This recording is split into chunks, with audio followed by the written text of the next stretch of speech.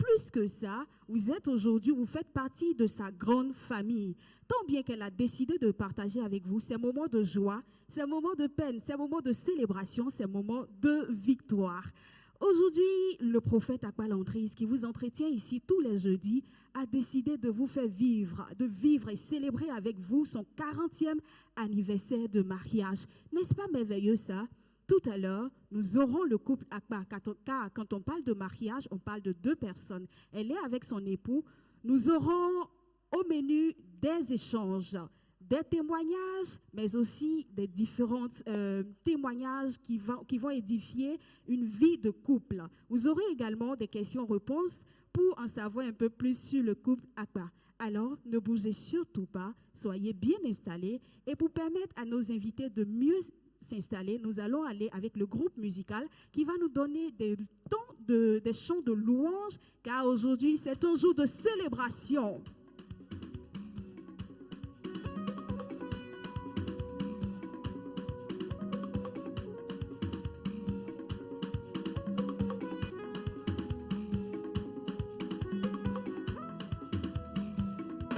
Tu me demandes pourquoi j'aime le louer, pourquoi je lève les mains pour le magnifier. Mais tu ne peux pas comprendre ce que Dieu a fait pour moi. Si je te l'expliquais, tu verrais qu'il mérite que je vienne le louer. Tu me demandes pourquoi j'aime le louer, pourquoi je lève les mains, juste pour le magnifier. Mais tu ne peux pas comprendre ce que Dieu a fait pour moi. Si je te l'expliquais, tu verras qu'il mérite que je vienne le louer. Car je n'étais rien, je n'avais rien, mais il m'a lavé avec son sang. Je ne peux pas m'aider, je ne peux pas ignorer tout ce qu'il a fait pour moi. Car il y a un feu qui brûle en moi pour Dieu. Je sens brûler ce feu qui brûle en moi pour Dieu. Je ne peux pas ignorer ce feu qui brûle en moi pour Dieu. Je sens brûler ce feu qui brûle en moi pour Dieu.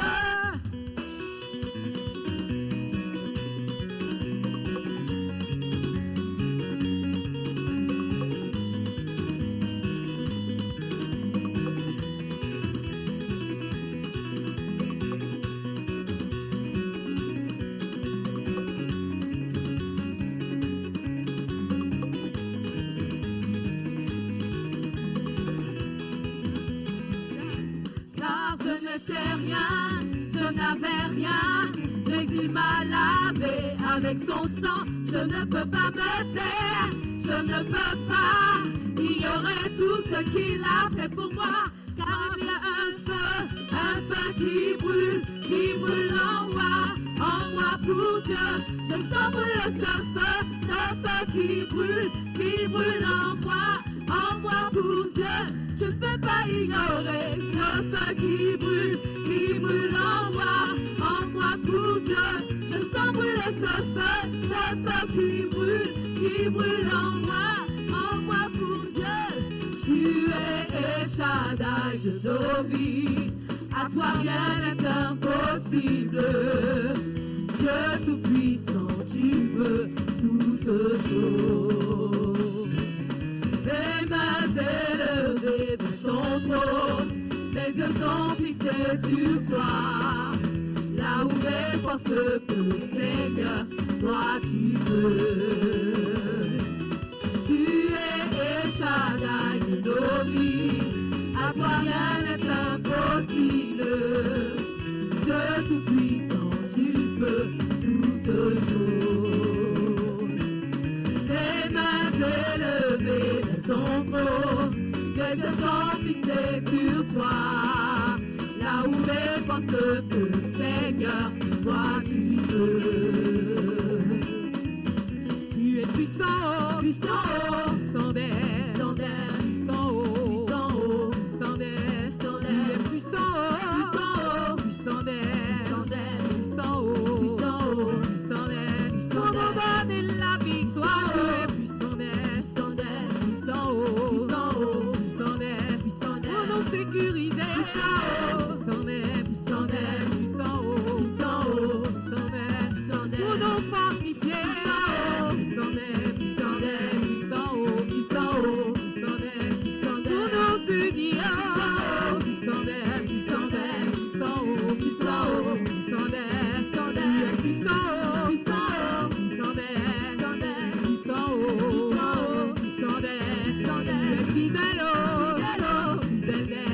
d'air, fidèle haut, fidèle d'air, tu es Seigneur, Seigneur d'air, Seigneur haut, Seigneur d'air, tu es vivant, vivant d'air, vivant haut, vivant d'air, alléluia.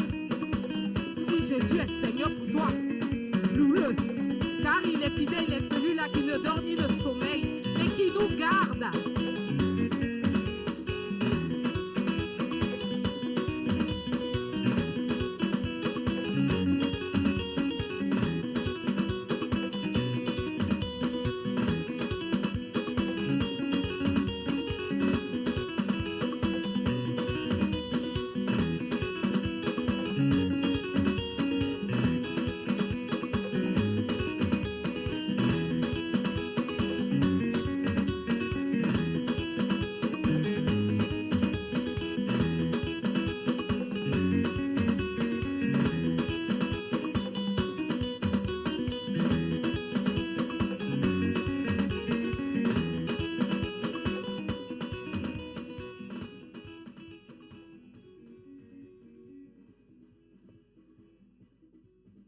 Notre Dieu est tellement puissant qu'il nous fait la grâce en ce jour de célébrer 40 ans d'anniversaire de nos parents spirituels qui sont le couple Akba.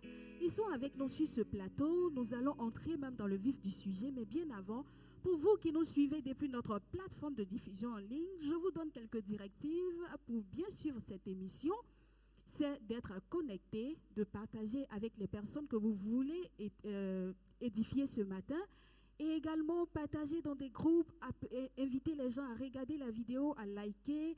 Ça va sûrement faire du bien à quelqu'un qui recevra ce message. Comme je l'ai dit au menu, nous avons plusieurs témoignages et plusieurs astuces et conseils pour nos jeunes couples et pourquoi pas les vieux couples également.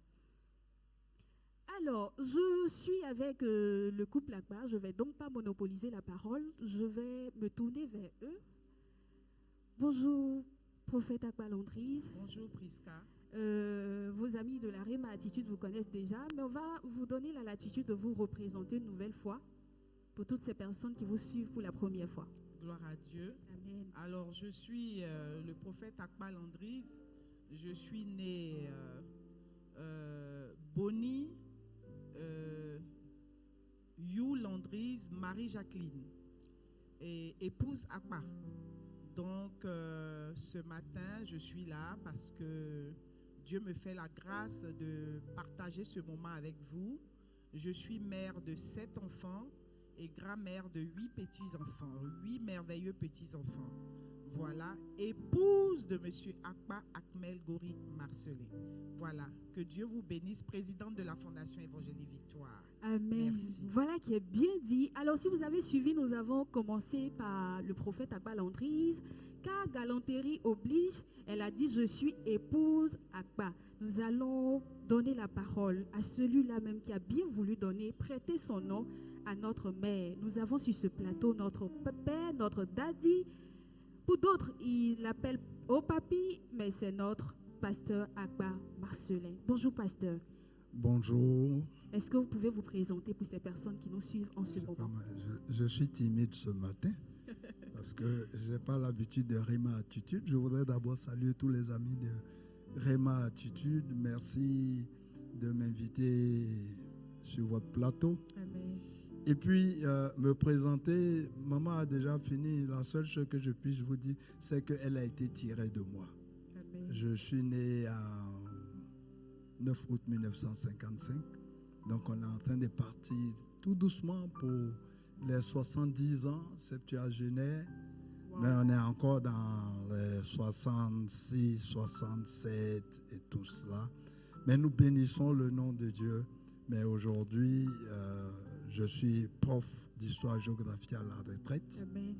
Et puis, serviteur de l'Éternel, c'est ce qu'on ne peut plus m'enlever. C'est la meilleure des portions. L'État de Côte d'Ivoire n'a plus besoin de moi, donc je fais valoir mes droits à la retraite. Mais l'Éternel, lui, il a toujours besoin de moi. Et je suis heureux d'être toujours au service, d'être l'esclave de Jésus. Voilà ce que je peux dire. Je suis secrétaire général de la Fondation. Alors, si on veut dire les ex, j'ai tellement d'ex, mais pas les ex dans ce monde qui donnent le gourmet. Je suis ex-secrétaire de la Fédération évangélique de Côte d'Ivoire. Je suis ex-responsable des pèlerinages sur Jérusalem. Donc, laissons les ex, faisons ce qui est présent. Voilà ce que je suis. Je suis là. Alléluia. Amen. Voilà qui est si bien dit. Alors, pourquoi on en arrive aujourd'hui à parler de couple Akbar? C'est bien parce qu'il y a eu la genèse. Pour les personnes qui nous suivent en ce moment, connaissent un peu la genèse de votre histoire, mais peut-être que d'autres nous prennent en marge et il y a également ceux qui ont oublié. Nous allons donc rapidement aller à la genèse de votre rencontre. Plus précisément, Papa Akbar, ces jours-ci, on vous voit beaucoup intervenir sur un sujet. C'est la manière de draguer de nos frères en Christ. Donc, vous allez nous donner aujourd'hui l'astuce, le topo que vous avez utilisé réellement pour approcher notre maman. Et aujourd'hui, nous sommes là. Comment est-ce que vous avez procédé? Il n'y a pas d'astuce. On ne peut trouver qu'une femme que dans la présence de Dieu. Alléluia. Moi, j'ai croisé ma femme 24, je crois, décembre, à un culte de Noël au jubilé de Cocody. Et puis après, je me suis montré courageux, simplement. J'ai dit, voilà, je t'aime, et puis j'ai continué. Mais tout était fait sous la garde et sous la bénédiction de Dieu. Bon, c'était pas gagné d'emblée. Pour dire, oui, j'accepte, c'est faux. C'était pas gagné d'emblée. Il me fallait me montrer courageux, il me fallait me montrer entreprenant, il me fallait affronter mon beau-père qui ne voulait pas de jeunes gens chez lui à la maison. J'étais toujours là, bonjour monsieur, bonjour tonton, et tous les jours, j'étais là. Il faut dire que j'avais quand même, Dieu avait préparé beaucoup de choses pour moi. Je connaissais les grandes sœurs, je connaissais les parents, mais ils me connaissaient très peu. Mais j'étais teigneux. Je voulais quelque chose, j'étais toujours là pour dire la fille, c'est ça que je veux. Alléluia. Mais celui qui était mon premier avocat, mon premier défenseur, ce n'était pas mes belles-sœurs, mais c'était Jésus. Parce que je savais que si on me chasse à la maison, dimanche je la verrai à l'église. Et j'étais toujours présent. C'était une motivation encore d'adorer Dieu. Et ça, c'est le secret. Mets Dieu dans ton affaire. Et comme vous aimez chanter, il y a Dieu dedans haut. Voilà. Voilà qui est si bien dit. Nous allons passer à la présidente prophète Akbar Landry's. C'est vrai qu'il est venu, il vous a déclaré ses sentiments et autres. Et vous nous avez dit que lorsque vous l'avez vu, vous avez su en vous que c'était le bon. Mais tout de suite, vous n'avez pas sauté sur l'occasion là de peut-être commencer à vous, peut-être vous jeter sur lui, comme souvent aussi aujourd'hui on voit un peu, parce que quand on parle aussi aux hommes, on doit parler aussi aux femmes, peut-être nos sœurs de l'église qui vont dire, est-ce que je dois venir préparer chez toi, je vais venir balayer ta maison, mais vous êtes resté telle une princesse de l'Éternel, vous êtes resté digne et vous avez usé de stratégie, même étant Dieu, quand même de le maintenir là jusqu'à ce que il fasse vraiment ses preuves, que vous soyez là aujourd'hui. Quelle était cette stratégie-là que vous avez mis en place? Ben, je bénis Dieu pour ce qu'il a dit. Je veux revenir un peu sur ce qu'il vient de dire. Effectivement, c'était un 24 décembre dans la cour du Jubilé en 1974. Nous nous sommes rencontrés en 1974, le 24 décembre, dans la cour du Jubilé. Et donc, moi, je vivais avec ma grande sœur qui était hôtesse de l'air à Williamsville. Et je suis venue au culte comme tout le monde. Et pendant qu'on était en train de louer le Seigneur avec la fanfare, moi, je me tourne et puis je vois une lumière adossée à une voiture blanche. Quand je l'ai vu, ce qui m'a attiré, c'était la barbe. Il avait une barbe noire, avec un teint clair. En tout cas, il n'a pas changé de teint. Et donc, quand je l'ai vu, je dis, waouh, quel est ce bel homme. Et puis, j'ai continué de danser. Et quelque temps après, son frère, son grand frère, qui était ami à la famille, est venu me voir, et puis me dit, ah, viens, je vais te présenter quelqu'un. Et donc, comme ça, il m'a conduit vers son petit frère, qui était papa, et il me l'a présenté. Et après, quand je l'ai vu, puisque il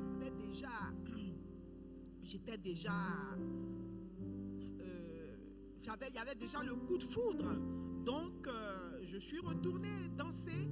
Et puis, quand il est parti, on s'est séparés après. Lui, il était à Boaké, moi, j'étais à Abidjan. Donc, après, son frère est venu me revoir pour me dire, ah, que mon petit frère m'a donné un message pour toi. Et il dit qu'il va avoir, comment dirais-je, à te rencontrer pour parler avec toi. Et il aimerait faire de toi son épouse. Je dis, ah bon, je ne suis pas prête à me marier. Hein.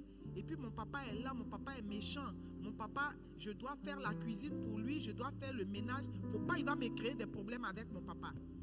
Et comme ça, on s'est séparés et il est parti et il est revenu pendant les congés de Pâques. Et c'est comme ça qu'on s'est rencontrés et puis on a pris la décision ensemble de faire notre vie ensemble. Mais quand on a fini de parler, il fallait maintenant que lui fasse les démarches pour venir vers moi à la maison. Mais quand il venait, chaque fois qu'il venait à la maison, mon père s'asseyait devant le portail et il se plaignait. Il dit, ce jeune homme-là, si c'est à cause de lui, j'ai mis ma fille au monde, il va me trouver ici. Mais lui aussi, au lieu de bien s'habiller, il s'habillait en macho. Vraiment un pantalon bien plaqué avec des bouts. Et puis, il avait beaucoup de cheveux. Il avait un afro. Ça. Et surtout qu'on l'avait surnommé Jason King. Donc, vous voyez un peu ce que mon père pouvait faire. Donc, mon père était toujours fâché. Et un jour, mon père nous a tendu un piège. Il a dit qu'il voyageait. Et comme ça, mon père est parti et je lui ai dit, ah, papa a voyagé, mais maman est là, mais tu peux venir à la maison puisque maman, il n'y a pas de problème avec maman. Il faut dire que sa mère et ma mère sont allées à l'école ensemble, à l'école des filles de Dabou, donc elles étaient des amies. Et comme ça, quand sa mère venait à la maison voir maman, ils étaient à Beaunois, ils sont rentrés définitivement sur Abidjan. Donc quand elle vient voir maman à la maison, elle me trouve à la cuisine, en train de faire la cuisine, en train d'étudier. J'avais mon cahier, j'étudiais mes leçons et puis je faisais la cuisine. Et une fois, je l'ai entendu dire à ma mère, ah, cette fille-là, en tout cas, elle va épouser un de mes garçons. Et puis maman a ri. Donc, papa est parti. Moi j'étais supposé recevoir papa. Lui, il est venu avec son ami. Et ils sont venus me rendre visite. Et au moment où on était en train de bavarder au salon, mon père vient se garer. Et quand papa est venu se garer, je vous assure que en fait, j'ai failli tomber dans les pommes. Et quand il est rentré, il est venu, il m'a dit, qu'est-ce que tu fais avec ces jeunes-là ici? Je ne t'ai pas dit que je ne veux pas voir ce monsieur. Et il m'a même porté, mais il m'a giflé devant lui. Et quand il m'a giflé, eux, ils ont pris la tangente, ils sont partis. Qui est fou? Donc, il m'a abandonné. Et donc, vraiment, après, il n'y avait pas de comment dirais-je, à l'époque, il n'y avait pas de portable, il y avait le fixe. Donc, c'est comme ça que nous avons, comment dirais-je, je lui ai dit vraiment, si on doit se mettre ensemble, il faut qu'on soit vraiment sage et tout. Il ne faut plus venir à la maison, on va s'écrire, puisqu'il n'y a pas de portable, c'était, ou bien, quand il appelle, parce qu'à l'époque, quand tu le fixes, il y avait un écouteur au fixe. Donc, quand il m'appelle, que je décroche au salon, que mon père est dans la chambre, il décroche aussi là-bas. Et puis, quand il entend, il raccroche le téléphone. Et il sort me dire, si ce jeune homme-là t'appelle encore ici, tu vas voir avec moi. Donc, le secret, c'est que on a pris des résolutions d'être distants et de pouvoir prier ensemble. Moi, j'étais religieuse, mais lui, il avait donné vraiment sa vie à Jésus et c'est lui qui m'a amené à Christ. qui m'a vraiment prêché l'évangile. Mais c'était vraiment prêcher l'évangile. Il n'y avait rien derrière, c'était sans arrière-pensée. Et on continuait notre marche, on était des amis. Quand il va à Boaké, qu'il vient les vacances, on se voit et tout. Et comme ça, quand il m'a déclaré vraiment le mariage, je lui ai dit, ah, tu vas voir mes parents.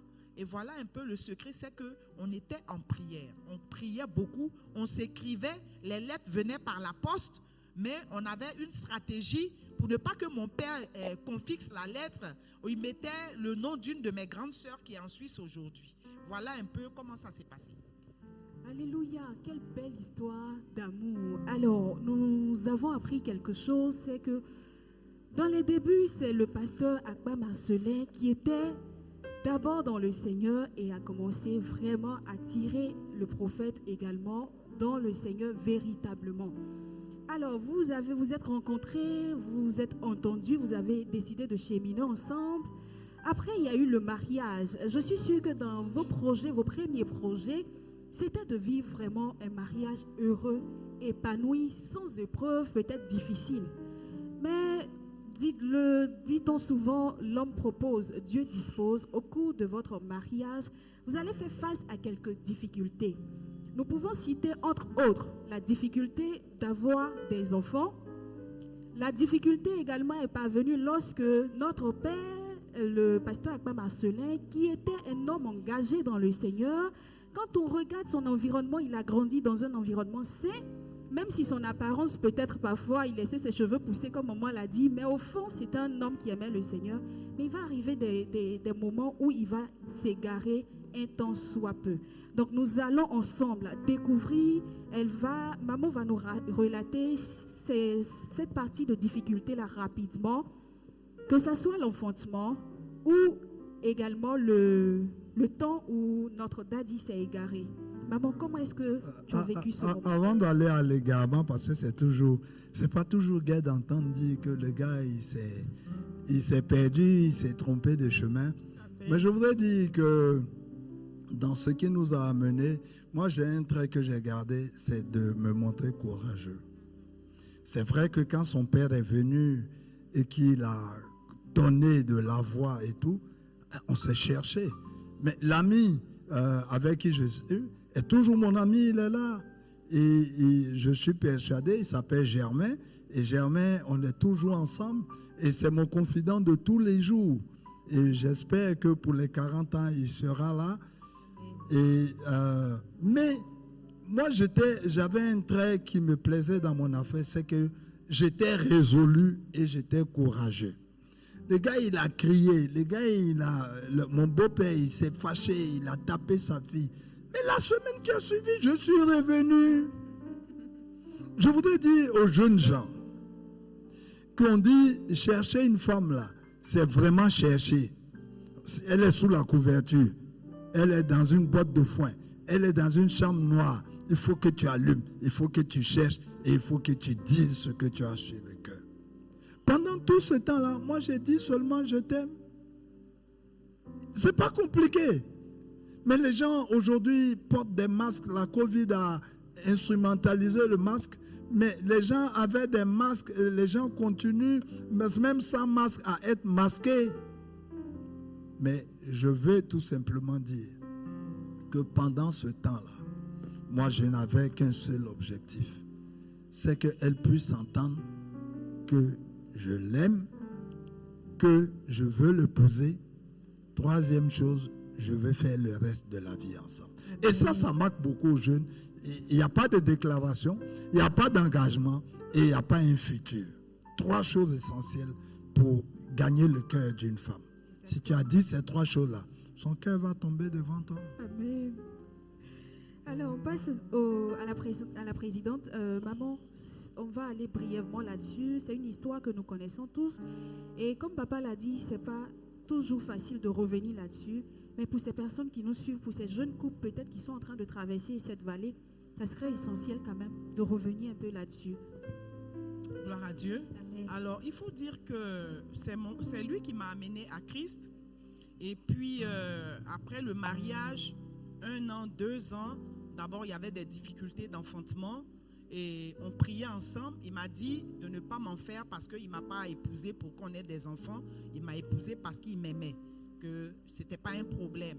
Mais Dieu a permis que 8 ans après, on puisse avoir des enfants.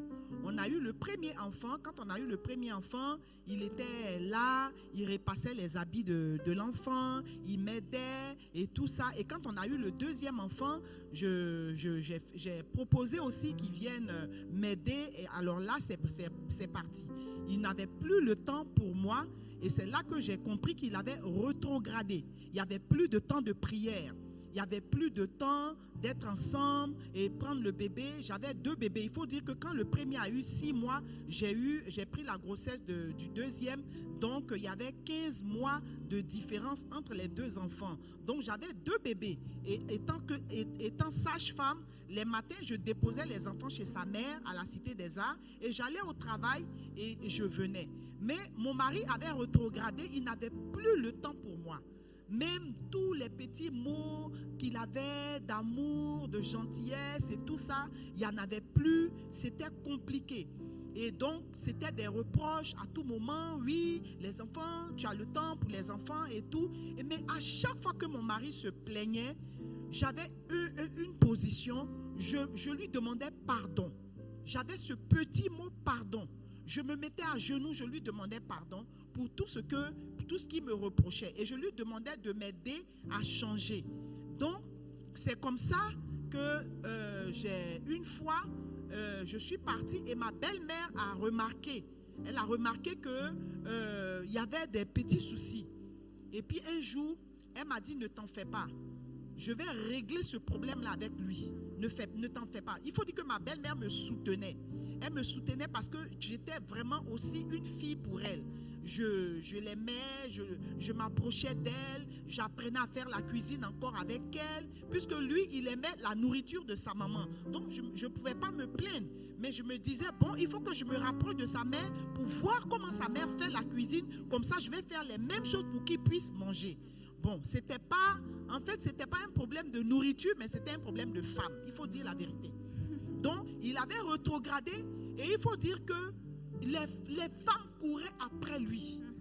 Les femmes couraient après lui jusqu'à ce qu'un de ses amis vienne me dire, vraiment, il faut attacher ta ceinture. Hein. Tu as épousé un homme qui est très beau.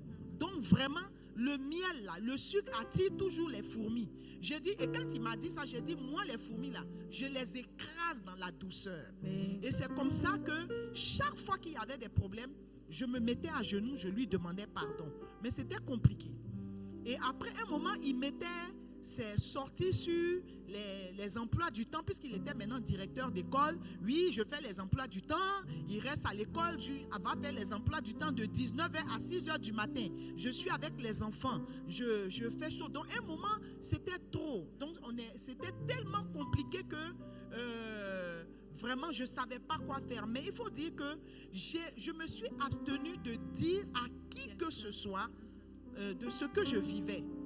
Ma belle-mère, elle a observé, mais mes parents ne savaient pas. Personne ne savait que je souffrais avec mon époux. Et j'étais la voisine de la présidente des femmes, Maman Kofi.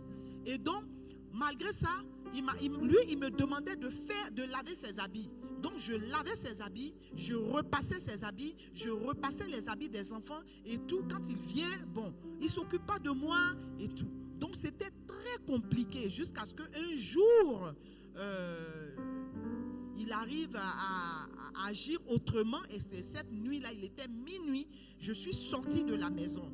Et donc, quand je suis sortie de la maison, il a eu peur parce qu'il a cru que j'allais chez mes parents. Je suis allée chez sa grande sœur, l'aînée de la famille, et je suis partie la voir. Je pleurais et je lui ai dit ce qui se passait. Et lui, il est sorti, il me cherchait. Et il me cherchait. Ça durait quand même des années. Hein. Cette situation a duré peut-être 5-6 ans. Jusqu'au jour où il ne voulait plus de moi, il voulait le divorce. Mais il faut dire que chaque fois que mon mari rentrait à la maison, je rentrais dans la chambre et je lui demandais pardon.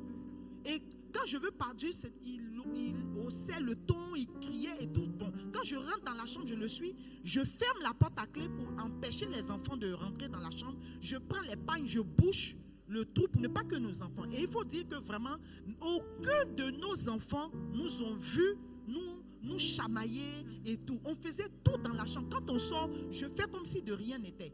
Et une fois que je pleurais, une fois que j'ai fini de pleurer, j'avais les yeux rouges. Les enfants me demandent, mais maman, pourquoi tes yeux sont rouges? Je dis non, j'ai une conjonctivite. Je n'ai jamais pleuré devant mes enfants. Et je prenais mes enfants, quand ils partent, ils disparaissent comme ça. Je prends les enfants, je suis avec eux dans la chambre et tout. Et je reste avec les enfants dans la chambre, je raconte des histoires, on rit, on prie et tout. Mes enfants étaient mes amis. Et c'est ce jour-là seulement que sa grande sœur a su. Et quand il est venu me chercher, il est venu, il a demandé pardon, il est venu me prendre. Et puis sa grande sœur dit, non, elle n'ira pas à la maison, elle va rester ici. Et quand tu vas te calmer, elle va partir. Et puis je suis restée. Et puis à un moment, j'ai eu une image devant moi. J'ai vu mes 5 enfants qui étaient couchés à la maison. Et j'ai dit à ma belle-sœur, vraiment, les enfants sont seuls à la maison. Je vais partir avec lui, c'est pas grave et tout. Et ma belle-sœur m'a menacée. Elle m'a dit, la prochaine fois, si tu viens me raconter des histoires ici, tu vas voir ce que je vais te dire. Sors de ma maison et je ne veux plus vous voir. Elle nous a chassés. Et nous sommes partis et nous sommes réconciliés. Nous sommes réconciliés pour quelques mois. Et c'était très compliqué. Quelques mois, on s'est réconciliés. Et puis, dans cette réconciliation, paf, j'ai pris une grossesse. Et donc, quand j'ai pris la grossesse, dans cette situation, il me disait, je ne sais pas d'où vient cette grossesse, mais cet enfant n'est pas mon enfant. Hein. Tu vas aller chercher ton père ailleurs, son enfant ailleurs. Il faut dire que quand je suis enceinte, je suis malade. Tout le monde sait que je porte une grossesse. Je crale, je vomis. Et cette nuit-là, je me souviens, j'étais couchée dans le canapé. Et puis je lui ai dit, est-ce que tu peux aller m'acheter des médicaments à la pharmacie pour me placer le sérum? Il était en train de regarder des films. Il mettait des cassettes, il sortait et tout ça là. Et puis il me dit, allez payer quoi? C'est moi qui vais aller payer les médicaments. Je t'ai dit que cet enfant n'est pas mon enfant. Tu vas chercher le père ailleurs. Je n'irai nulle part. Et je vous assure, il regardait la télévision. Et puis, un moment, il y a eu, je ne sais pas ce qui s'est passé, mais c'est comme si le Seigneur est descendu et le Seigneur l'a chuté. Et puis il me dit, oui, donne-moi les trucs, je vais aller payer. Je te demande pardon. Et en même temps, il y a un de nos amis, c'était des amis à son petit frère, qui sont venus, il s'appelle Vamé. Et sa femme qui sont venus, parce qu'ils nous admiraient. Mais ils ne savaient pas ce que je vivais, dans le feu qui était dans le foyer. Et comme ça, quand Vamé est venu, il dit, bon, donne-moi, je vais aller. Puis Vamé l'a accompagné, il est parti, il a payé les médicaments. Quand il est venu, moi-même, je me suis piqué, j'ai placé le sérum et je suis resté couché. Et depuis ce jour, le lendemain, il m'a pris dans ses bras, il m'a demandé pardon et puis il m'a dit, cet enfant qui arrive s'appellera, c'est mon poussin jaune. C'est comme ça que Méliane, il en appelle Méliane son poussin jaune. Et donc, il faut dire que je n'ai pas fait savoir ni à mes enfants, ni à qui que ce soit de ce que je vivais. Mais j'avais un petit mot, le pardon. Quand il rentre, je me mets à genoux, j'attrape ses pieds, je lui demande pardon. Par moments, il me bafoue et tout. Et puis un jour, on ne se parlait pas. Et puis comme ça, j'ai entendu la voix du Seigneur dans la douche. J'étais assis sur les toilettes. Et puis le Seigneur me dit, prends un bic et puis une feuille, je veux te parler. J'ai entendu la voix. La Bible dit que Dieu a parlé à Moïse par voix audible. Exactement. Je vous dis que Dieu me parle par voix audible. Et comme ça, Dieu me dit, prends un bic et une feuille, je veux te parler. Et je n'ai pas écouté. La deuxième fois, la voix a sonné. La troisième fois, je dis, Seigneur, mon mari est rentré. Il est rentré dans les toilettes, il ne m'a pas salué, il allait, je sais, il s'est lavé, il est sorti. Moi, j'étais assis sur le WC. Il est sorti, il est rentré dans la chambre. Et puis, j'ai dit à la voix qui m'a parlé, j'ai dit, Seigneur, si c'est toi qui me parles, j'ai dit dans mon cœur, si c'est toi qui me parles, demande-lui de prendre le bic et le cahier pour venir me donner. Et c'est comme ça que j'étais assis, j'ai dit ça 2 fois. Et la troisième fois dans mon cœur, je vois mon mari qui rentre, avec un bic et un cahier, il me donne et puis il me dit, écris tout ce que tu me reproches. Et j'ai pris le bic. Quand j'ai mis le bic sur le cahier, j'ai commencé à écrire tout ce que Dieu me disait. Et c'est à partir de ce cahier que j'ai écrit mon premier livre, La victoire du couple chrétien. Et c'est comme ça que, quand j'ai fini d'écrire, le Seigneur m'a dit, si tu mets en pratique ce que je te dis, c'est dur. Mais si tu mets en pratique, je ferai de toi une épouse heureuse. Alléluia. Et effectivement, j'ai mis ces paroles en pratique. Je m'occupais de mon mari. je faisais la cuisine. Quand bien même parfois il ne mangeait pas, mais je réchauffais, je gardais, je mangeais moi-même avec les enfants. J'étais à ses petits soins, ses habits et tout. Jusqu'à ce qu'il perde son travail. Il a perdu son travail parce qu'on partait au divorce. Hein. Ça n'allait pas. Et donc il a perdu son travail. Et c'est comme ça que nous sommes réconciliés. Tout allait bien. On est reparti comme si on venait de se rencontrer avec les 6 enfants. On était vraiment heureux et tout ça. Et là, il y a eu la vision qui est venue. Et puis donc, tout est rentré dans l'ordre. Mais il faut dire que quand on a commencé la vision, il dit, quand le prophète, notre père spirituel est venu, il dit qu'il est venu nous voir. Et puis le prophète, il a dit, prophète, moi je m'en vais à l'église à une réunion. Et puis quand il a attrapé la porte, le prophète lui a dit, monsieur Akbar, vous avez fait un projet avec 3 de vos amis. Et donc ce projet va réussir, mais pas avec vous. Parce que si ce projet réussit, vos amis sont dans le mysticisme, ils vont vous abattre. Et quand le prophète a dit ça, il s'est retourné, il est venu vers moi. Il dit, bon, donc tu vas parler de moi à qui veut t'entendre. Et puis je dis, papa, c'est la première fois que je le vois. Je ne le connais pas. C'est la première fois. Je travaille en fait avec son épouse, mais je n'ai même pas raconté quoi que ce soit à son épouse. Et mon mari n'est plus sorti, il est retourné s'asseoir. Et c'est là que c'était le 1er juin, le jour du début de l'œuvre de la fondation, et il est resté assis avec nous. Et puis comme ça, nous sommes réconciliés, tout est rentré dans l'ordre. Et comme il ne travaillait pas, je me suis dit, bon, j'ai un salaire, fonction publique, à l'époque, je touchais 120 000 francs par mois. Et avec 5 enfants, dans une école privée, je dis, bon, je vais entreprendre quelque chose pour pouvoir aider mon mari et puis payer la scolarité. Et donc, j'ai commencé à faire, j'ai commencé à faire à loco. Quand je lui ai dit que je vais faire à loco, il dit, non, tu ne peux pas aller t'asseoir pour faire à loco. Mes amis vont passer, ils vont te voir. Ils vont dire, regardez la femme d'Akbar Marcelin. Je dis, bon, je vais faire l'alcool, mais je vais prendre une servante pour faire et tout. Mais quand il sort et je lui donne l'argent, je dis, bon, tu vas aller chercher du travail.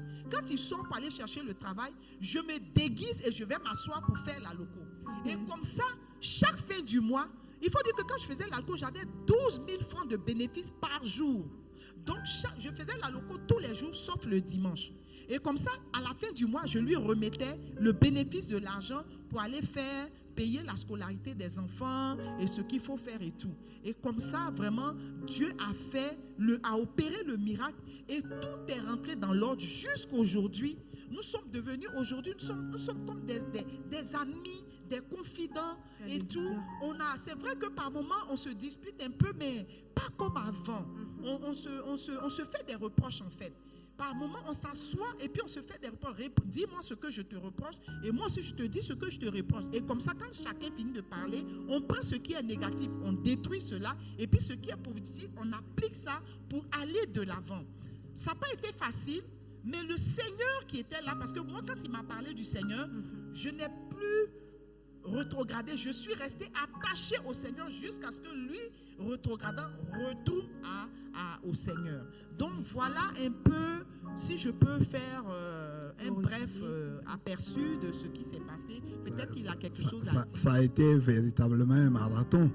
Quand elle en a parlé, j'étais un peu gêné parce que le cadreur me montrait, tandis qu'elle parlait de tout ce que j'ai pu faire qui n'était pas bon. Je ne sais pas pourquoi Esmel fait ça. Mais ce que je peux lui dire, je veux dire à une femme.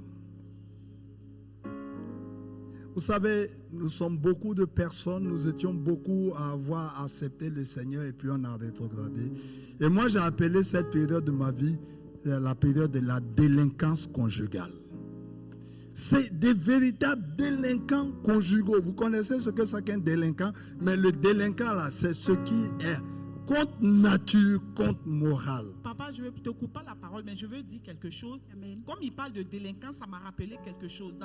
Dans sa vie de rétrograde, il fumait, il a commencé à fumer. Wow.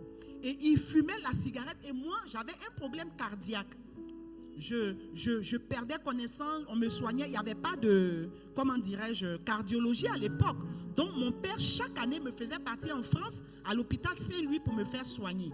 Et comme ça, mon père lui a dit, tu veux épouser ma fille, tu peux payer son billet d'avion pour la faire partir en France pour se soigner parce que je tiens à mon enfant. Et donc, moi je lui ai dit, chérie, j'ai un problème cardiaque, tu fumes, ça me dérange. Il faut arrêter de fumer. Il me dit, bon, j'ai compris, je ne vais pas fumer. Donc, il a arrêté. Il m'a dit qu'il a arrêté. Mais devant moi, il ne fume pas. Mais quand je rentre dans la voiture, je vois des mégots de cigarettes, je vois ceci, tout ça là. Et quand c'est comme ça me fatigue. Et quand ça me fatigue, je ne peux pas le bouder, je ne peux rien faire. Je me référais seulement au Seigneur. Je me mets à genoux, je prie. Je dis, Seigneur, fais quelque chose pour que mon mari arrête de fumer. Et puis j'aimais les hommes qui portaient les sous-corps. Et comme il est beaucoup velu, je dis, bon, porte les sous-corps, ça va t'aider quand tu vas transpirer tout ça là. Il ne voulait pas m'écouter. Il ne portait pas tout ça. Et puis un jour, il a fumé, il a mis des cigarettes dans sa poche. Et mon troisième fils, qui s'appelle Charles-Emmanuel, qui est aux États-Unis, il apprenait à marcher. Et puis Charles-Emmanuel, lui, il est venu du travail, il a enlevé sa chemise, il a accroché sa chemise sur la chaise. Quand Dieu veut te dévoiler là, Dieu utilise des stratégies pour te dévoiler. Et donc, qu'est-ce qui s'est passé? L'enfant est parti, il a tiré la chemise de son père, la cigarette est tombée, et il a pris la cigarette, il a mangé. Moi, je n'étais pas là. J'étais de permanence à l'hôpital. Et quand je suis rentrée, j'ai pris mon enfant, et j'ai vu que l'enfant était comme drogué. Ça n'allait pas. Je venais juste de me déshabiller. Il faut dire qu'il avait 2 ans et demi, mais il tétait encore. Donc quand je viens comme ça, je me déshabille net, il vient pour téter. Je n'ai pas eu le temps d'enlever mon soutien, que j'ai vu mon enfant commencer à vomir. Et quand il a rendu, j'ai vu des mégots des fibres de tabac dans ses vomissures. Et comme ça, l'enfant est tombé dans les paumes. Donc imagine maintenant, je suis en jupon, je prends l'enfant et puis je sors. Je cours, je m'en vais et je trouve ma voisine qui descend. Elle avait un maquis à l'époque devant la maison. Donc elle m'a vu courir, elle m'a pris, on est parti. Nous sommes partis à la Pisam. Arrivé à la Pisam, on cherche mon mari, on ne le trouve pas. Donc j'ai appelé ses soeurs. Ses soeurs sont venues, ses frères sont venus, tout ça. On le cherche, on ne le trouve pas. Et quelque temps après, ses soeurs ont pu le rattraper pour lui dire, mais attends, ton fils est dans le coma, il est à la Pisam. C'est comme ça qu'il est arrivé.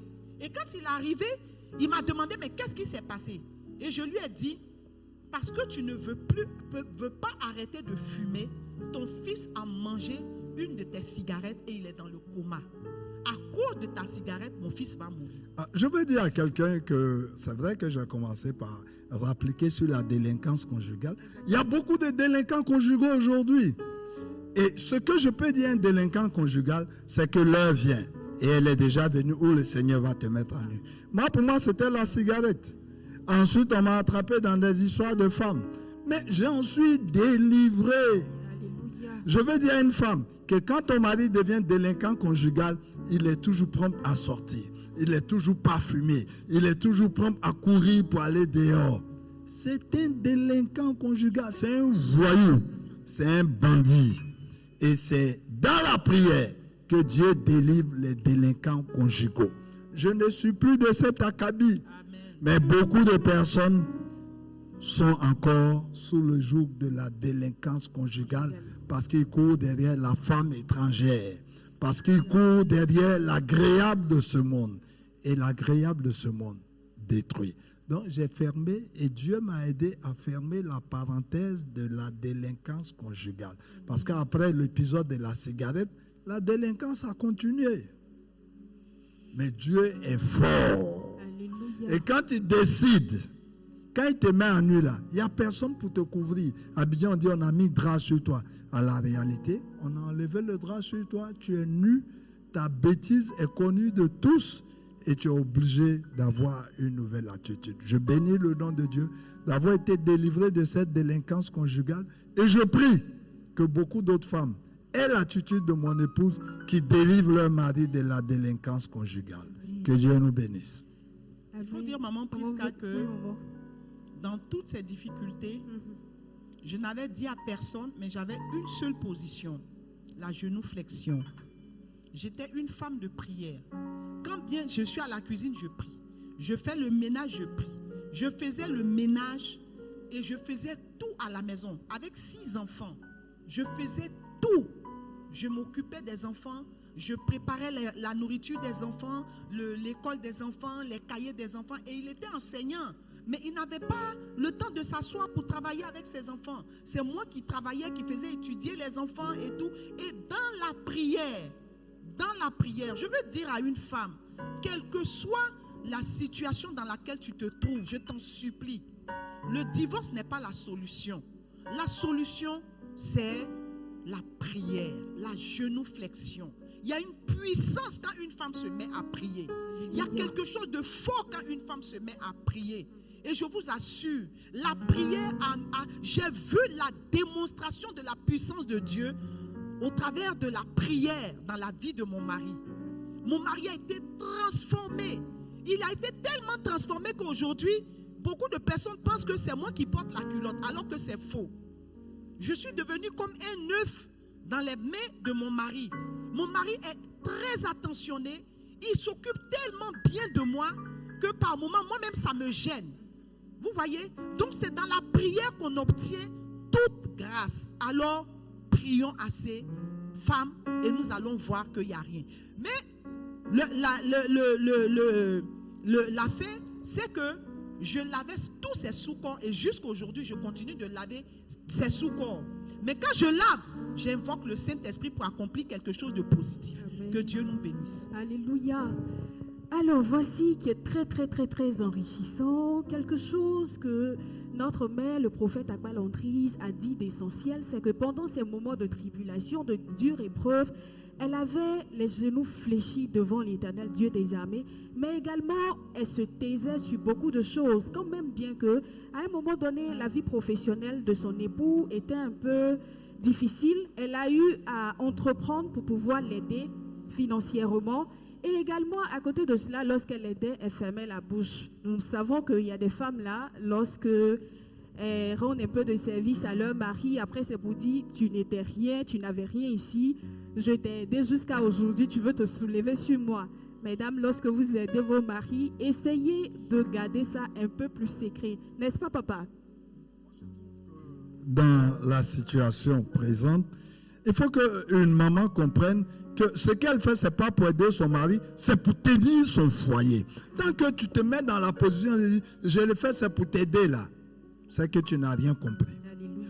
Mais quand tu le fais, et que c'est pour le bien de la maison, des enfants et tout, et même pour ton propre bien, cela porte du fruit. Alléluia. Mais quand tu te dis, oui, je t'ai aidé, j'ai fait de toi ce que tu es, mais en fait, on finit par devenir égoïste, et puis par devenir arrogant, et puis par devenir suffisamment imbu de sa personne, orgueilleux. Mais une femme qui fait ça, elle fait parce qu'elle connaît sa soumission. Elle est sous la mission de l'homme. Et elle est une aide. Et c'est en cela que les femmes qui se battent chaque jour pour faire de la loco, pour faire des beignets, pour faire... Mais moi, je bénis le nom de Dieu. J'ai vu la dernière expérience que maman Akba a menée. C'est de faire, comme on dit, bofroboto ou bien quoi là. Mais elle gagne plus d'argent que la pension de retraite. Mais les derniers cadeaux que j'ai eus, je veux rendre témoignage. En un mois, j'ai eu 5 paires de nouvelles chaussures. Alléluia. 5 paires. Mais tout ça, c'est quoi? Ce n'est pas son salaire, mais c'est le travail pour aider, pour payer la scolarité des enfants, pour me faire plaisir. Elle dit, je te fais plaisir. Elle me dit, tu aimes, mais tu gardes. Tu veux ça, c'est joli, mais tu gardes. Jusqu'à elle dit, amour de mon bakélé. Alléluia. Jour de célébration, voici déroulé notre premier moment avec le couple Akba que nous recevons aujourd'hui car ils fêtent le 40e anniversaire de vie commune. Nous avons appris assez à leurs propos, nous allons passer au deuxième temps, mais bien avant, nous allons aller avec le groupe musical qui va nous permettre de souffler un peu avec un temps d'adoration, avec des chants qui vont vraiment nous faire du bien.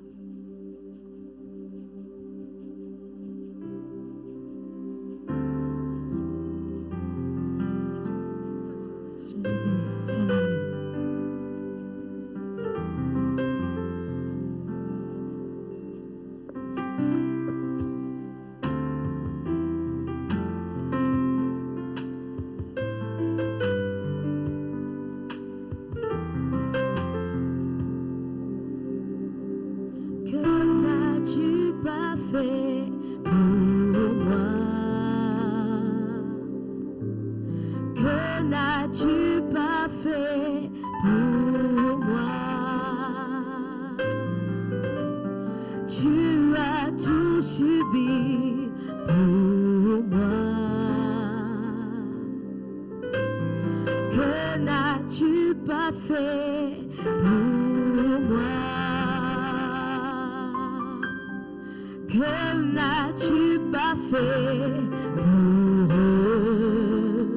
Encore entends, Seigneur, que n'as-tu pas fait pour eux? En toutes circonstances, tu as tout subi pour eux. Que n'as-tu pas fait? Que n'as-tu pas fait pour eux? Que n'as-tu pas fait pour moi? Que n'as-tu pas fait pour moi? Que n'as-tu pas fait pour moi? Que n'as-tu pas fait pour moi? Je peux imaginer, tu as tout subi pour moi. Que n'as-tu pas fait, Seigneur? Que n'as-tu pas fait pour moi? Où serais-je sans toi? Où serais-je sans toi? Où serais-je? Où serais-je sans toi? Où serais-je sans toi? Je ne suis rien, je ne suis rien sans toi. Que serais-je sans toi? Que serais-je sans toi? Que serais-je sans toi? Seigneur, que serais-je sans toi? Je ne suis rien sans toi. Je ne suis rien sans toi. Jésus, mes mains se lèvent vers toi. Jésus, devant toi je me prosterne. Jésus, mes mains se lèvent vers toi. Jésus, devant toi je me prosterne. Jésus, mes mains se lèvent vers toi. Jésus, devant toi je me prosterne. Mes forces m'ont quitté, amis et famille m'ont tourné le dos. Tu as toujours été là, jamais tu m'as trahi. Mes forces m'ont quitté, mes forces m'ont quitté. Amis et famille m'ont tourné le dos. Tu as toujours été là, jamais tu m'as trahi. Encore un Seigneur, mes forces m'ont quitté, mes forces m'ont quitté. Amis et famille m'ont tourné le dos. Tu as toujours été là, jamais tu m'as trahi. Jésus, mes mains se lèvent vers toi. Jésus, devant toi je me prosterne. Jésus, mes mains se lèvent vers toi.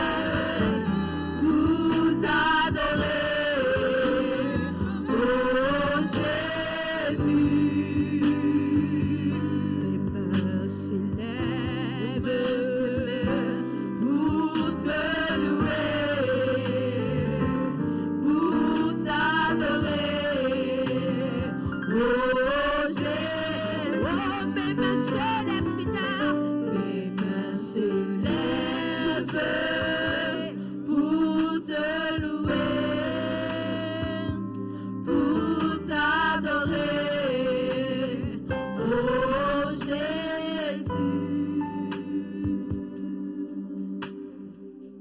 Alléluia. C'est un temps de célébration, comme nous le disons depuis l'entame de cette émission. Nous avons achevé notre première partie. Nous allons aller avec des questions qui concernent un peu plus tous les couples de nos jours. Mais avant, Madame le prophète Akpa Landry, ce que nous devons retenir, c'est que face à ces difficultés-là, Dieu vous a emmené quelque part et ça vous a permis de mettre sur pied des ouvrages, dont un que je tiens ce matin, qui est La victoire du couple chrétien. Un livre très enrichissant que je veux et je peux recommander, car c'est un trésor qu'on peut partager avec quelqu'un, un couple qu'on veut restaurer. Je crois que c'est disponible à la librairie de la Fondation Évangélique Victoire. Vous pouvez vous en procurer. C'est un très beau livre. Alors, à l'intérieur de ce livre, il y a quelque chose de très important que le prophète en a parlé, qui détruit aujourd'hui nos couples. On peut peut-être banaliser la chose, mais c'est vraiment un catalyseur de tension dans nos relations. C'est la cachotterie. Le prophète a parlé de cachotterie. Alors, maman, vous êtes là. Aujourd'hui, nous avons des couples où le conjoint refuse toute discussion. Il est renfermé sur lui. Il ne veut pas s'ouvrir, quel que soit tout ce qu'on fait comme effort. Dans ce cas-là, comment est-ce qu'on peut vraiment communiquer avec ce genre de conjoint? Mais gloire à Dieu, je l'ai dit tout à l'heure, la solution à un problème dans le foyer, c'est la genuflexion, c'est la prière. Face à ce genre d'homme, il faut prier. Il faut invoquer Dieu parce que la Bible dit que ce n'est ni par la force, ni par l'intelligence, mais c'est par le Saint-Esprit. Et c'est par la prière. En confiant cet homme, ce mari au Seigneur, Dieu a la capacité de pouvoir transformer cet homme. Mais même s'il est cachotier, il est renfermé, il faut continuer de parler à cet homme. Il faut continuer à parler avec lui. Il faut lui dire ce qu'il faut dire. S'il ne dit pas, toi pars et puis prends ce qui est négatif en lui, présente-le devant le Seigneur et Dieu va t'amener à voir la transformation et la gloire de Dieu. Alléluia. Voilà ce que je peux dire. Je ne sais pas si papa a quelque chose à dire concernant cette question. Un homme introverti qui ne s'ouvre pas, qui ne discute pas. C'est seule la femme qui peut l'amener à s'ouvrir. Et ouvrir quelqu'un, c'est dans la prière. Le reste, ce n'est pas de l'apanage des hommes. C'est Dieu qui permettra que cet homme s'ouvre. Alléluia. Alors, ça nous emmène, en parlant de cachotterie, à notre prochaine question. Nous allons donc l'adresser premièrement au pasteur Akpa Marcelin. C'est la question du téléphone dans le couple. Aujourd'hui, nous avons des couples où ils se partagent tout sauf le téléphone. Ça devient quelque chose de très privé. Est-ce qu'aujourd'hui, on peut se permettre de fouiller dans le téléphone de son conjoint quand on sait que peut-être qu'à côté du fait d'avoir fouillé, une femme a découvert que son mari peut-être était en train de partir avec une autre femme, était en train de se marier quelque part. Donc on nous dit ne fouillez pas. Mais en fouillant, d'autres femmes ont vite su la vérité et ça a évité beaucoup de catastrophes. Donc au vu de ça a entraîné beaucoup plus de catastrophes que d'éviter des catastrophes. D'ailleurs, le téléphone n'est pas un bien privé, c'est un bien public. Si moi j'ai mon téléphone, je l'ai, il n'est pas codé. D'ailleurs, quand on m'appelle, ça sonne sur le téléphone de ma femme, sur mon Messenger. Mon Messenger est comment on appelle, connecté de cette manière. Bon, je ne sais pas qu'est-ce que je veux cacher. Bien aimé, si tu commences à cacher quelque chose, c'est que tu es sur le chemin du péché. Exactement. La cachotterie, là, ça amène au péché. Donc, moi, je ne sais pas. Je n'ai jamais perdu le réseau dans la présence de ma femme. Mais bien au contraire, j'ai tellement le réseau qu'elle me dit, arrête de toucher à ton téléphone. Et parfois, je suis obligé de suivre le culte en étant au culte, en regardant le téléphone, pour pouvoir mieux diriger la communication. Aujourd'hui, je fais la confession. Si maman, tu me vois beaucoup pendant le culte, oui, mais on te voit, c'est que les cadres ne sont pas corrects. Ils ne devaient pas me filmer au moment où je regarde mon téléphone. Ils devraient filmer quelqu'un d'autre. Parce que quand je filme, quand je regarde, c'est pour faire les critiques, c'est pour dire telle chose. Mais donc, Le téléphone est d'abord un bien familial, avant qu'il ne soit un bien privé. Donc, si je pars sur cette base-là, mon téléphone est le téléphone de ma femme. Et puis, fouiller un téléphone, je ne sais pas pourquoi je fouillerais de quelque chose. Bien sûr, je vous donne un autre exemple qui a fait rire toute l'assemblée. Quand je laissais mes habits, avant qu'ils ne partent au nettoyage, maman vide les poches. Mais elle ne fouille pas mes habits. Quand elle vide les poches, qu'elle trouve l'argent, et bouffe. Où est le problème? Mais moi, ça m'a donné aussi un enseignement. Avant de déposer mes habits au salle, moi aussi, je fouille mes poches et puis je prends. Mais il faut que chaque homme comprenne que ce petit instrument-là, c'est l'instrument de la perdition quand tu en fais une propriété à toi seul. Exactement. C'est un bien commun.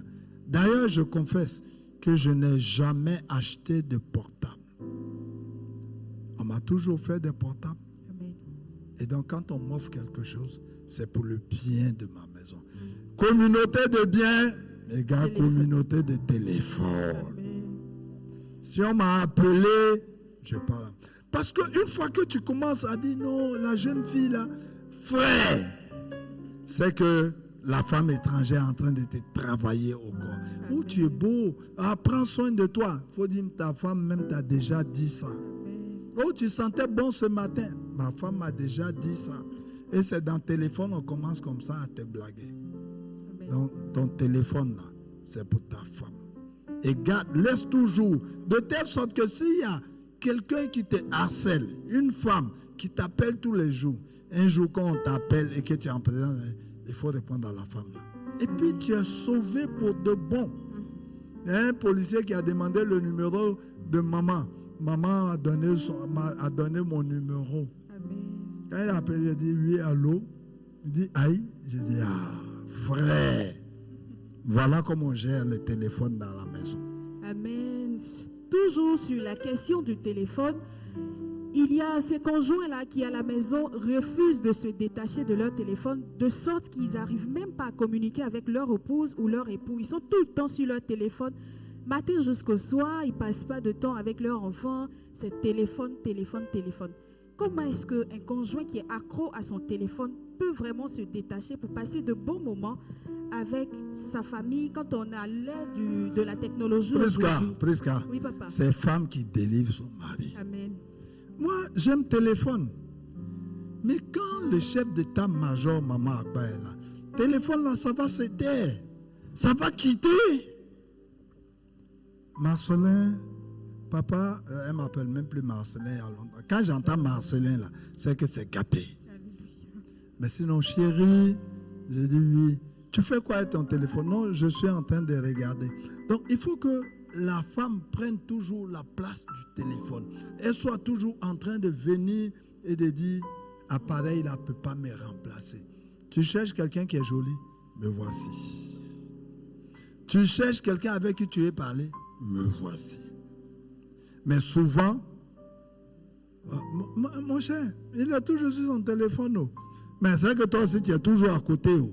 Il faut que tu puisses dire, me voici devant toi, ma vie est entre tes mains, je veux voir tes désirs se révéler en moi. Celui qui n'aime pas Dieu là, il ne peut pas aimer sa femme. Le téléphone prend sa place. Mais quand tu aimes Dieu, ta femme t'interpelle sur l'usage de ton téléphone. Et tu dois accepter la remarque qu'on te fait.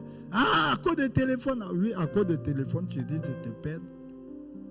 Moi, quand on me rappelle sur le téléphone, c'est vite même, je range mes affaires. Alors, je sens que ma femme est là. Si une journée, ma femme ne m'a pas parlé de mon téléphone, c'est que je sais qu'elle n'est pas là. Amen. Non, téléphone. C'est quand les gens veulent que le téléphone garde leur foyer. Peut-être maman va compléter, mais sinon pour moi, la ATCI de la maison, c'est maman. Utilisation, durée sur le téléphone.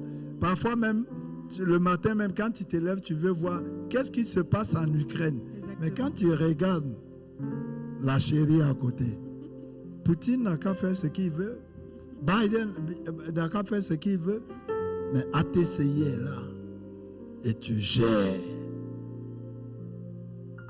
C'est mieux même de mettre son téléphone et puis d'avoir une adoration. Et ça, les gens du groupe musical savent ça. Voilà ce que je peux dire. Alors, je ne sais pas si le prophète Akpa-Landry a quelque chose à ajouter concernant le téléphone, la gestion du Je téléphone. pense que papa a A tout tout dit. dit. J'ai rien d'autre à ajouter. D'accord. Merci. Quelque chose de vraiment primordial également qu'on remarque aujourd'hui.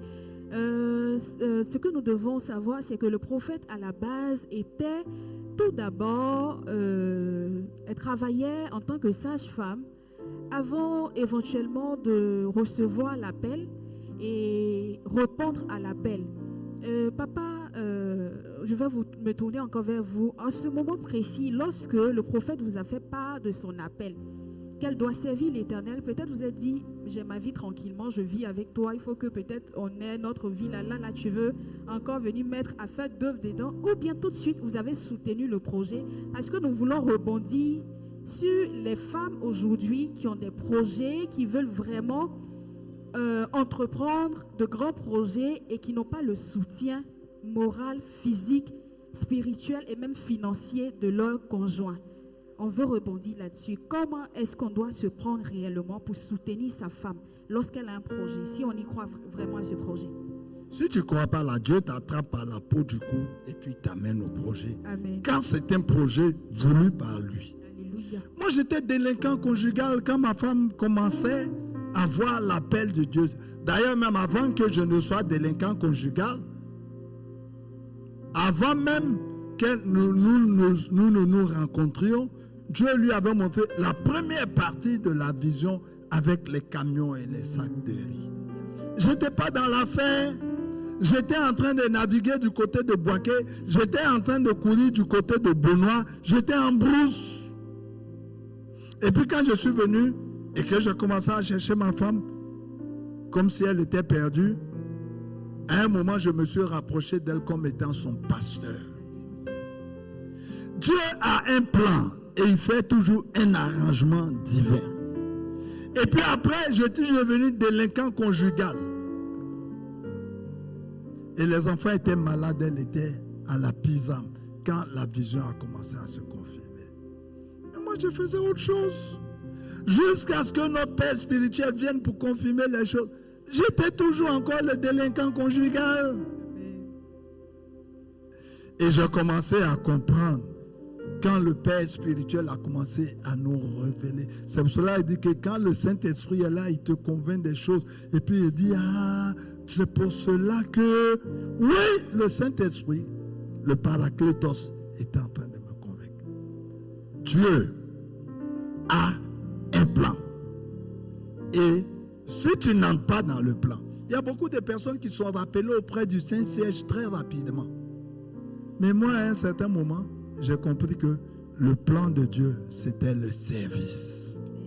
Et j'ai adhéré sans même, non, c'est-à-dire, mais de temps en temps, quand tu es excédé, tu dis, moi j'ai épousé Akpa-Landry, je n'ai pas épousé le prophète. Mais Dieu te dit, le prophète, Akpa-Landry, c'est blanc, bonnet, blanc. Donc, qu'un homme n'aille pas dire à sa femme, moi j'ai épousé, je n'ai pas épousé le pasteur. Non, frère, c'est parce qu'elle était pasteur qu'on l'a tiré de là et qu'on l'a façonné. C'est vrai, quand le mari dit ça, ça doit servir de sémence à la femme pour dire, il y a un côté là que je suis en train de perdre. Et elle doit revenir pour réparer ce côté-là. Donc, quand il y a l'appel de Dieu sur la vie, son mari n'a qu'à jouer au fou, il n'a qu'à crier, il n'a qu'à descendre. Il dit, oui, moi je m'en fous de tout ça, Dieu ne m'a pas appelé. Mais un matin, il va commencer à ramper. Amen. Pour dire, vraiment l'Éternel a appelé ma femme. Et là, moi je sais ce que c'est.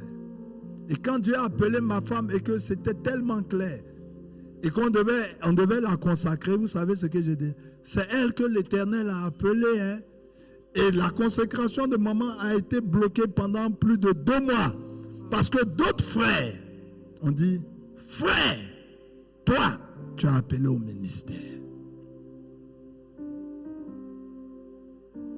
Jusqu'à ce que je sois complètement bousillé par l'Éternel qui m'a ramené sur le droit chemin.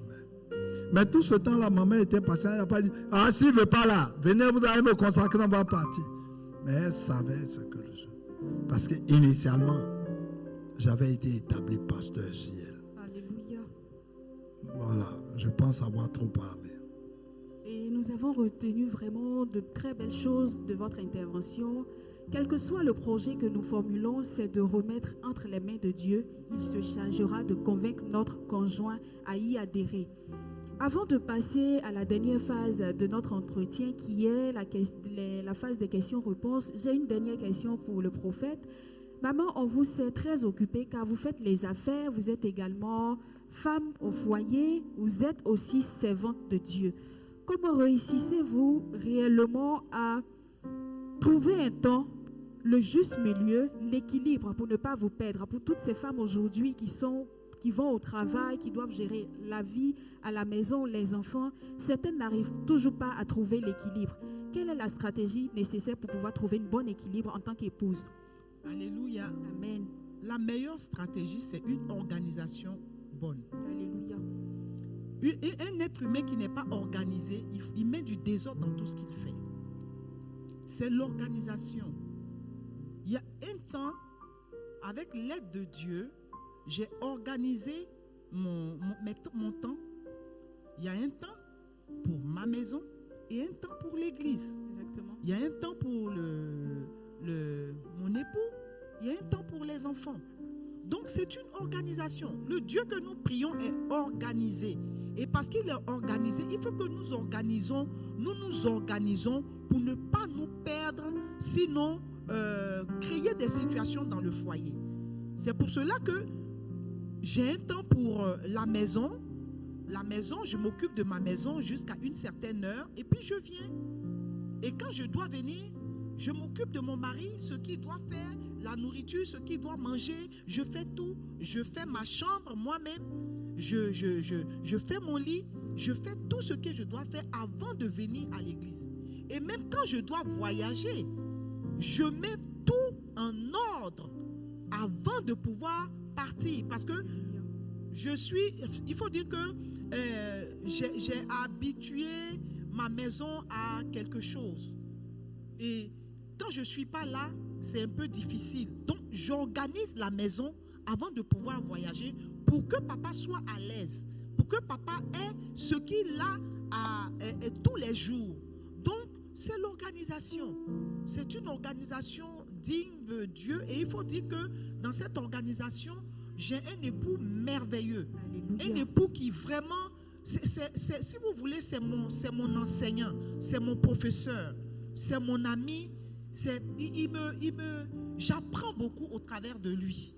Donc quand parfois même dans l'organisation que j'ai établie, il y a une petite faille, il vient doucement, calmement et puis il m'aide à me repositionner et puis tout rentre dans l'ordre pour ne pas qu'il y ait des problèmes. Parce que nous sommes fait dit quelque chose. On s'est dit que nous devons travailler à ne pas ouvrir une porte à l'ennemi. Parce que si nous ouvrons une porte à l'ennemi, l'ennemi ne va pas commencer par nous, mais l'ennemi va frapper nos enfants d'abord. Donc, nous travaillons tous les jours à pouvoir vraiment ménager tout pour ne pas qu'une porte soit ouverte. C'est pourquoi nous avons pris l'habitude, depuis que nous avons réglé toutes ces difficultés, nous prenons l'habitude de prier ensemble. On s'attrape les mains et puis on prie. Et quand il y a des problèmes, même en s'attrapant les mains pour prier, tout est réglé. Alléluia. Donc voici, papa peut-être va ajouter quelque chose. Je voudrais ajouter, maman a touché le point. La femme, on dit comment elle fait. Mais la vérité de l'affaire, c'est que si l'homme ne fait rien là, il n'est pas bon homme. C'est l'homme qui doit, à un certain moment de sa vie, mettre le ministère de sa femme dans la situation familiale. Parce que le maître de la famille, c'est Jésus. Et si nous bafouons son ministère, alors Jésus n'est plus dedans. Moi, pour moi, quand ma femme organise quelque chose, je sais toujours de parfaire ce qui est là, que de combattre ce qui est proposé. Bien aimé, si tu es un combattant du projet de ta femme pour ta maison, c'est que les abonnés disent tu es un abossam, c'est-à-dire tu es un diable. Sorcier. Tu es un sorcier. Nous devons faire en sorte que l'époux puisse être celui par lequel le projet arrive à maturité. Il apporte son aide, il apporte son appui, il apporte. Mais tout cela doit être fait à la lumière de la parole de Dieu. S'il n'y a pas l'éclairage, s'il n'y a pas la torche, s'il n'y a pas l'ampoule ou la bougie de Jésus, que c'est pour lui là, lui-même il a allumé là, c'est qu'il veut conduire le foyer dans les ténèbres. Et la femme, une bonne servante de Dieu, très rapidement, on sent l'impact de l'homme derrière. Mais si moi-même, homme, je vois que je n'ai aucun impact dans le ministère de ma femme, c'est que moi-même, je ne suis pas bon chrétien. Ça là, il faut que tout homme se dise, non, c'est son ministère, il faut la laisser, mon cher. Vous venez me chercher quand on va aller là. Ma femme doit partir prier là. Frère, c'est que toi-même, tu es devenu délinquant conjugal. Amen. Voilà qui est si bien dit. Alors pour vous qui nous prenez en marche, sachez que nous sommes à notre Réma Attitude spéciale célébration des 40 ans de vie commune du couple Akba. Et nous allons entamer la dernière phase de notre émission. Mais juste avant, si vous êtes en ligne, vous êtes connecté, que vous avez envie de dire quelque chose, vous pouvez écrire en commentaire. Nous allons tirer un seul commentaire et lire à l'endroit de notre papa et maman ce matin. Alors, nous allons passer à la phase des questions-réponses. Je vais me tourner vers vous deux en même temps. Qui est le plus maniaque de vous deux? C'est quoi maniaque là? C'est-à-dire quelqu'un qui fait attention aux détails jusqu'à son extrémité. Mais elle fait attention aux détails.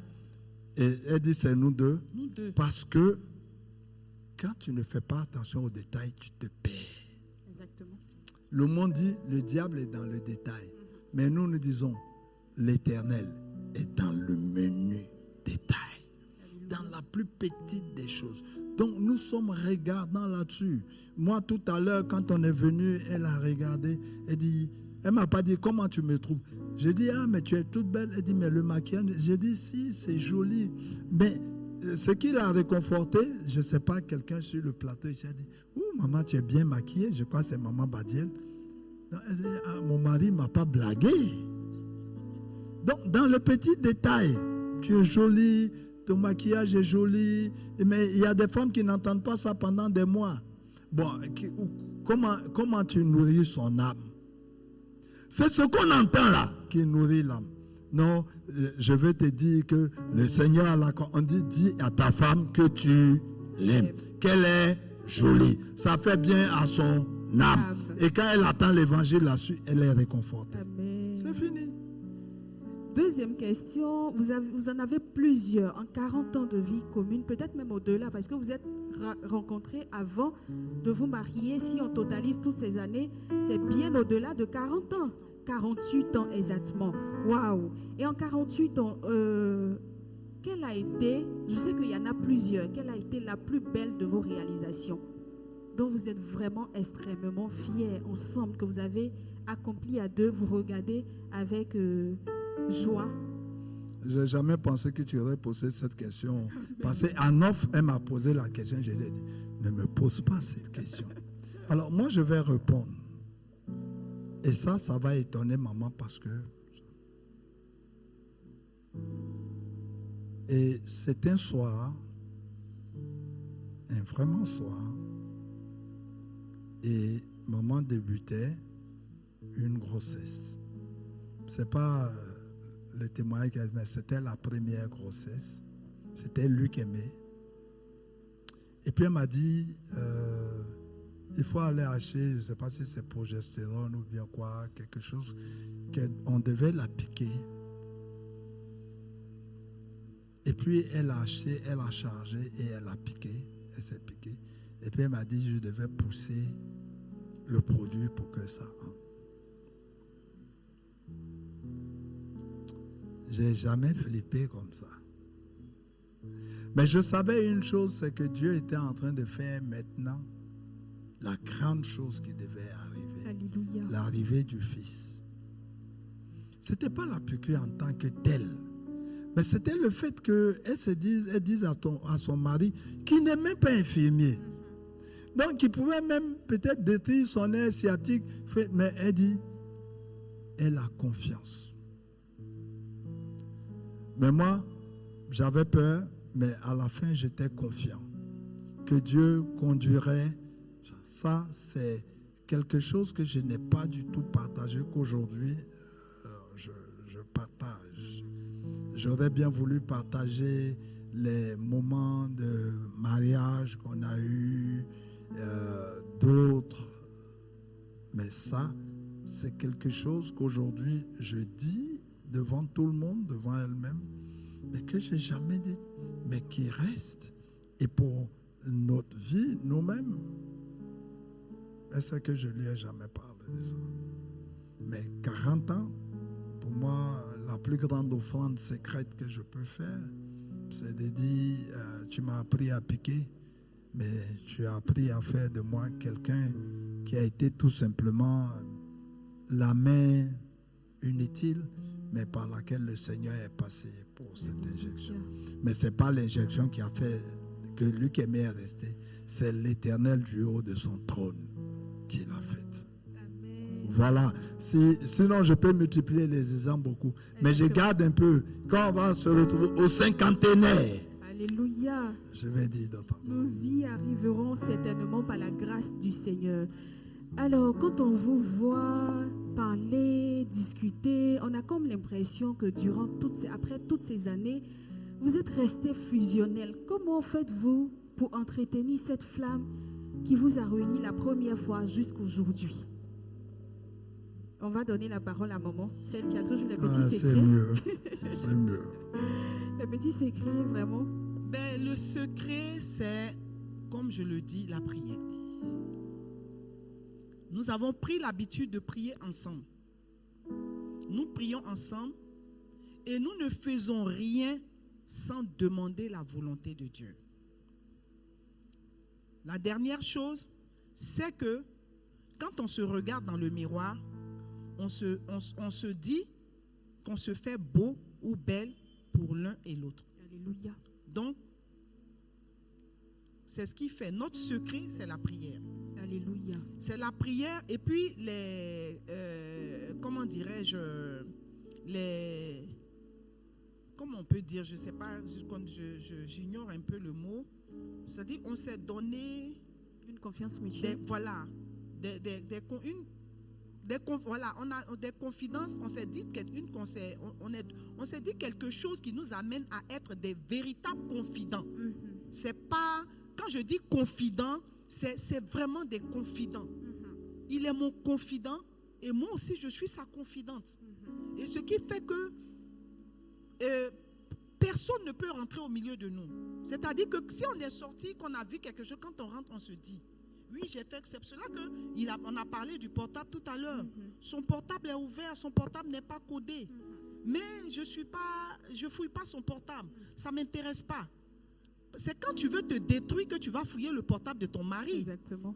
Si tu veux te détruire, tu veux te tuer, tu fouilles le portable de l'homme. Parce que ce n'est pas fouiller et puis recevoir peut-être un message d'une femme. Mais tu peux fouiller et puis recevoir un message qu'un parent, un frère, son frère ou sa soeur est en train de lui donner qui n'est pas bien conforme à ce que nous sommes donnés des objectifs à atteindre. jusqu'à ce que Jésus-Christ revienne. Alléluia. Et donc, nous travaillons à atteindre ces objectifs-là. Donc, quand un voit l'autre qui est en train de sortir un peu de la route, il ramène l'autre rapidement. Et c'est ce qui fait notre force, en fait. C'est ce qui fait notre force, la prière. On prie ensemble, on jeûne ensemble. Il nous arrive de prendre des jeûnes de 3 jours, des jeûnes d'1 semaine. Pourquoi?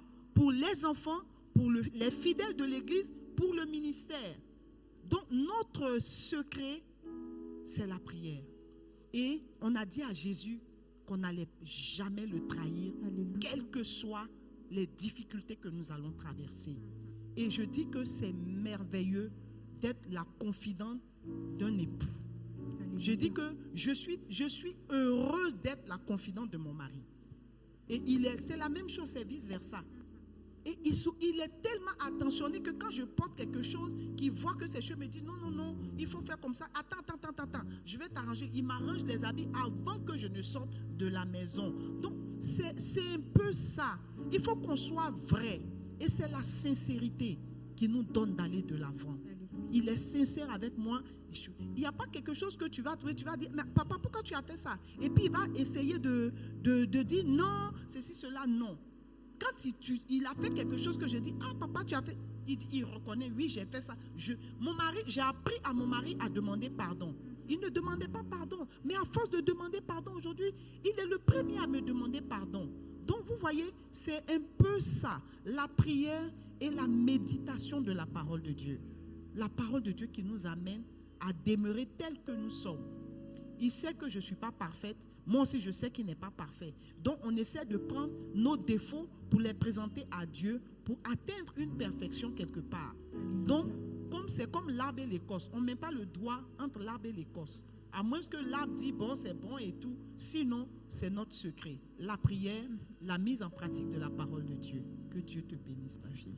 Amen. Nous sommes presque au thème de notre entretien. Alors, on voit Reine Queenie qui dit c'est triste d'entendre tout ça, mais quand on voit la victoire de la sagesse avec laquelle ça a été réglé pour en devenir un super témoignage, aujourd'hui, on ne peut que dire waouh. Elle est tellement ébahie, éblouie par la sagesse que vous avez utilisée pour aller au-delà de toutes ces épreuves et en sortir un couple uni, soudé et victorieux en Jésus. Il y a quelqu'un qui dit enseignement très édifiant. Hugo D, enseignement très édifiant pour les couples. Que la gloire revienne à Jésus-Christ de Nazareth. Alors, nous tirons allègrement vers la fin de notre entretien. 40 ans, ce n'est pas 40 jours, ce n'est pas 40 mois, ce n'est pas 40 heures. On parle de 40 ans de vie commune. Aujourd'hui, si vous avez un vœu le plus cher qui vous tient à cœur pour ces 40 ans de mariage, ça serait lequel? On va donner la parole. Bon, Daddy, tu peux y aller. Tu peux donner. J'aurais dû me taire pour qu'elle demande à maman de l'aimer encore chaque jour, plus que le premier jour. De me montrer aimant, amoureux, et puis de rester attaché à Dieu. Dans ma vie, il y a un certain nombre de choses qui sont comme des verrous. 1, ne jamais renier Dieu. 2, ne jamais rentrer dans le divorce. 3, ne jamais abandonner ma femme. 4, ne jamais penser à me tuer. Il y a un 5e verrou là, je ne me souviens pas bien. Ça, c'est clair, c'est établi dans ma tête. Et là, c'est avec ça que je vis. Mais je sais une chose. La créature la plus merveilleuse du monde qui est dans mes 0,0000, c'est Boniyou Landrise Marie Jacqueline. Amen. Dites Akbayou. Alléluia. Voilà ce que je peux dire. Ça, vraiment, vous avez tout entendu. Parce que quand c'est chaud, c'est Akbayou. Amen. Aujourd'hui, tout le monde a entendu, donc je vais changer. En tout cas, je l'aime de tout mon cœur, de toute ma force. C'est comme j'aime le Seigneur. Mais le Seigneur est un cran au-dessus. Et puis nous, on est en bas. Je prie Dieu que chaque jour, je sois plus attentionné. Vous savez, j'ai renversé tout le placard. Pourquoi? Pour m'habiller comme ça. Pour qu'elle voie. Alléluia. Est-ce qu'on Et peut tout ça. ovationner le nom du Seigneur? Voilà. Tout ça, c'est pour dire que, ouais. Et puis, je suis venu avec mon chapeau. J'ai renversé tous les chapeaux dans ma garde-robe. Mais tout ça, c'est pourquoi? Beaucoup pensent que c'est à cause de... Non, mes amis, c'est premièrement, d'abord être correctement habillé pour la gloire de Dieu. Amen. Deuxièmement, pour la princesse. Alléluia. Et vous êtes très bien habillé, pasteur. Je t'aime, tu le sais. Je te porte dans mon cœur. Et mon cœur bouillonne d'amour pour toi. Tu es mon yaya. Je t'aime, tu le sais. Je te porte dans mon cœur. Et mon cœur bouillant d'amour pour toi. Tu es mon daddy.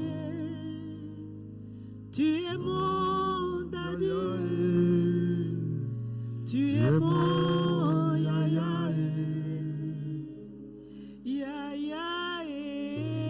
C'est pour l'Éternel que nous nous aimons. Yaya. C'est pour le Dieu qui a payé le prix à Golgotha que nous nous aimons. Nous nous aimons Jésus. et nous avons pris l'engagement avec ou sans enfants, mais Dieu nous a donné au-delà 7. Et si nous nous arrêtons pour 40 ans, nous nous arrêtons pour 7 enfants et nous nous arrêtons pour 8 petits-enfants. Mais nous nous arrêtons au-delà pour toute une assemblée. Mais nous nous arrêtons pour le corps de Christ en général.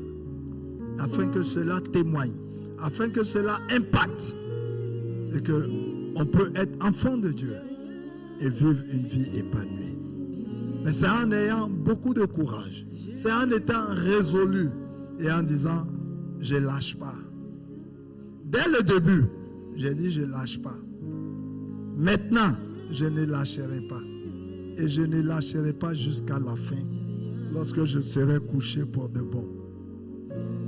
Jésus est mon amour et je fais ressentir ça à mon épouse. Que Dieu te bénisse, mamie.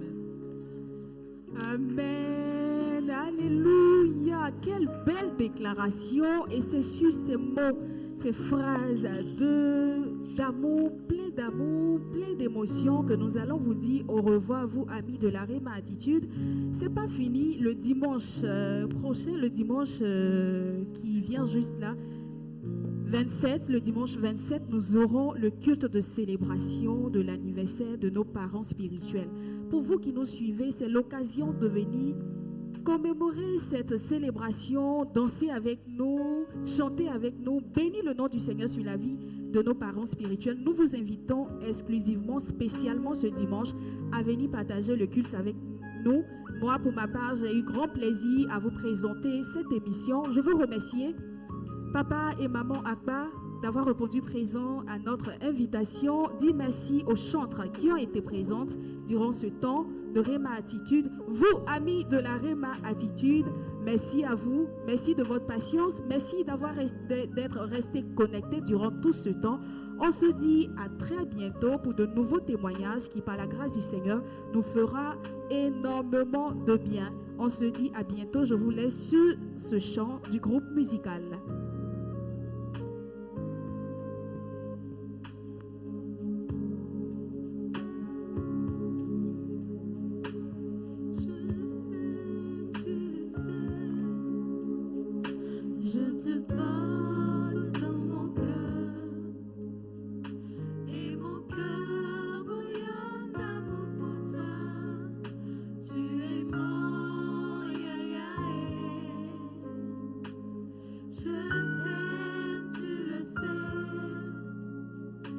Je te parle.